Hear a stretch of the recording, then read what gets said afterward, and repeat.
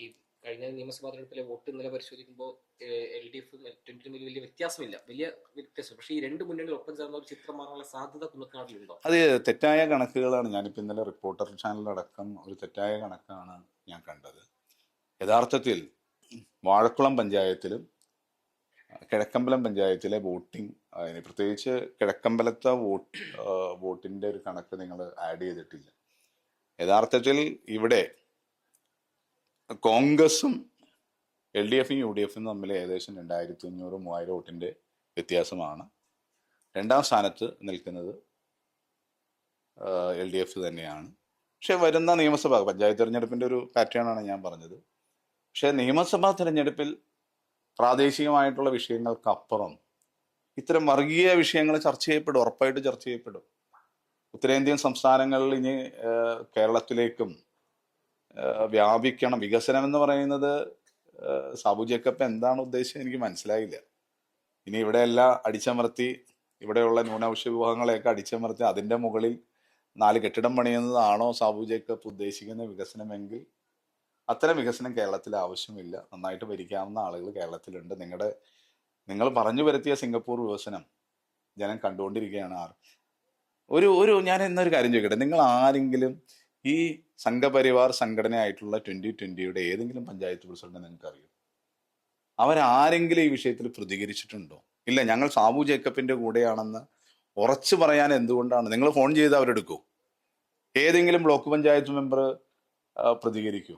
ഇല്ല. ഒന്നും വേണ്ട. ഞങ്ങൾ സാബു ജേക്കബിന്റെ കൂടെയാണെന്ന് ഏതെങ്കിലും പരസ്യമായിട്ട് ഏതെങ്കിലും, ഇപ്പൊ 4 പഞ്ചായത്ത് പ്രസിഡന്റുമാർ ഭരിക്കുന്നുണ്ടല്ലോ, പഞ്ചായത്ത് മെമ്പർമാരുണ്ട്, ബ്ലോക്ക് പഞ്ചായത്ത് മെമ്പർമാരുണ്ട്.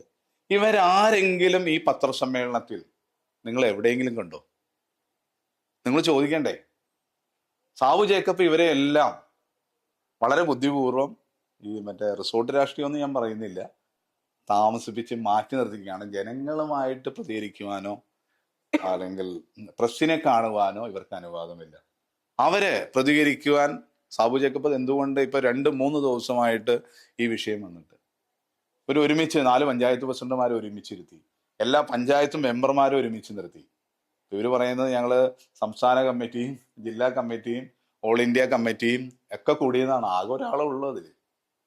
സാബു ജേക്കബ് എന്തു പറയുന്നോ അതാണ് കമ്മിറ്റി. അപ്പോ ധൈര്യമുണ്ടെങ്കിൽ ഈ പഞ്ചായത്ത് പ്രസിഡന്റുമാരെ, എല്ലാ പഞ്ചായത്ത് മെമ്പർമാരെ അടങ്ങുന്ന എല്ലാവരെയും വിളിച്ച് ഒരു പത്രസമ്മേളനം സാബു ജേക്കബ് നടത്താൻ തയ്യാറാകട്ടെ. പറയുന്നത് നേതാക്കൾ ആരും പോകില്ല, താഴെക്കടയിലുള്ള അണികളിൽ ചിലർ മാത്രമാണ് പോകുന്നതെന്നാണ്. അല്ല, ഞാൻ അതുകൊണ്ടാണ് പറഞ്ഞത്. അത് ജനങ്ങളെ ബോധ്യപ്പെടുത്തണ്ടേ? ജനങ്ങളെ ബോധ്യപ്പെടുത്തണമെങ്കിൽ ജനങ്ങളുടെ വോട്ട്, സാബു ജേക്കബിന് ആരാ വോട്ട് ചെയ്തിരിക്കുന്നത്? സാബു ജേക്കബ് ഒരു പഞ്ചായത്ത് മെമ്പർ പോലും അല്ല. സാബു ജേക്കബിന്റെ പ്രതികരണം എന്ന് പറയുന്നത് ഒരു രാഷ്ട്രീയ കക്ഷി, പക്ഷെ അത് ജനങ്ങളാൽ തെരഞ്ഞെടുക്കപ്പെട്ട. കാരണം ഈ തെരഞ്ഞെടുപ്പിന് മുമ്പ് സാബു ജേക്കബ് പറഞ്ഞിരുന്നത് ഞങ്ങൾ BJPയുമായി ഏതെങ്കിലും തരത്തിലുള്ള ബാന്ധവം ഉണ്ടെങ്കിൽ തെളിയിക്കുക എന്നാണ് പറഞ്ഞത്. അത് പഞ്ചായത്ത് തെരഞ്ഞെടുപ്പിൽ എടുത്ത നിലപാടിന്റെ ഭാഗമായിരിക്കും ഒരു പക്ഷെ അവർക്ക് ഈ കുന്നത്തനാട്ടിലെ ന്യൂനപക്ഷങ്ങൾ വോട്ട് ചെയ്തിരിക്കുന്നത്. ഇപ്പൊ ആ മാൻഡേറ്റ് മറികടന്നുകൊണ്ടാണ് ഇന്ന് സംഘപരിവാർ കേന്ദ്രത്തിലേക്ക് സാബു ജേക്കബ് എത്തിയിരിക്കുന്നത്.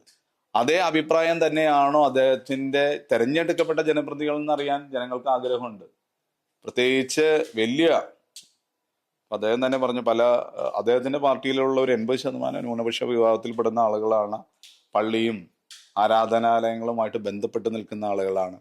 അവരുടെ അഭിപ്രായം ഇത് തന്നെയാണോ എന്നറിയാൻ ഒരു ജനപ്രതിനിധിയുള്ള നിലയ്ക്കും ഈ സ്ഥലത്തെ MLA എന്നുള്ള എനിക്കൊരു കൗതുകമുണ്ട്.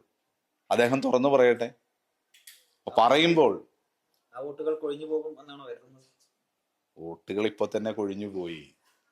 അദ്ദേഹത്തിന് അതിനുള്ള ആശങ്ക. അതുകൊണ്ടാണല്ലോ എത്ര പേര് പോയാലും കുഴപ്പമില്ല, ഇനി ആരാ വരുന്നതെന്ന് പറഞ്ഞ് അദ്ദേഹം ഉദ്ദേശിച്ചാരാ?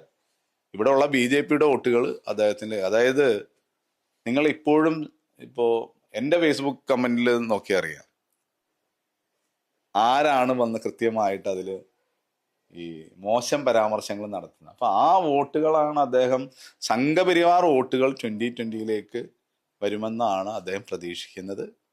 ആ വോട്ടുകൾ അതിനു വേണ്ടി അദ്ദേഹം കൃത്യമായിട്ടുള്ളൊരു രാഷ്ട്രീയം അദ്ദേഹം നടപ്പിലാക്കി. അതൊരു പക്ഷേ അതിൽ അദ്ദേഹം വിജയിച്ചിട്ടുണ്ടെന്ന് തന്നെയാണ് ഞാൻ വിചാരിക്കുന്നത്. കാരണം നമ്മുടെ രാജ്യത്ത് പ്രശ്നങ്ങൾ ഉണ്ടാക്കണമെന്ന് ആഗ്രഹിക്കുന്ന ഒരു വിഭാഗം ഇപ്പോഴും സാബു ജേക്കബിന്റെ കൂടെയുണ്ട്. അത് വികസനമല്ല, അത് മറിച്ച് നമ്മുടെ സമാധാന അന്തരീക്ഷം തടസ്സപ്പെടുത്തണമെന്ന് ആഗ്രഹിക്കുന്ന ഒരു വിഭാഗം. അദ്ദേഹത്തിന് എന്തെങ്കിലും പൊളിറ്റിക്കൽ ഓഫർ കിട്ടിയിട്ടുണ്ട് എന്ന് കരുതുന്നുണ്ടോ?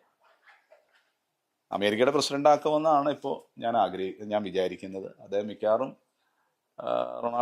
ട്രംപായിട്ടുള്ള വിഷയത്തിൽ അദ്ദേഹം മോദിജിയുമായിട്ടുള്ളൊരു ബന്ധത്തിന്റെ അടിസ്ഥാനത്തിൽ ആകെ ബാർഗെയിൻ ചെയ്യാം. കാരണം അദ്ദേഹത്തിന് കേരളത്തിലൊന്നും വലിയ താല്പര്യമില്ല, കേരളത്തിൽ ഇന്ത്യയിലും പോലും താല്പര്യമില്ല. അമേരിക്കൻ പ്രസിഡന്റ് ആക്കാന്നൊരു ഓഫർ കിട്ടിയെന്നാണ് അടുത്ത വൃത്തങ്ങൾ, അദ്ദേഹത്തിന്റെ അനുയായികൾ പറയുന്നത്. തീർച്ചയായിട്ടും അമേരിക്കൻ പ്രസിഡന്റ് ആകട്ടെ.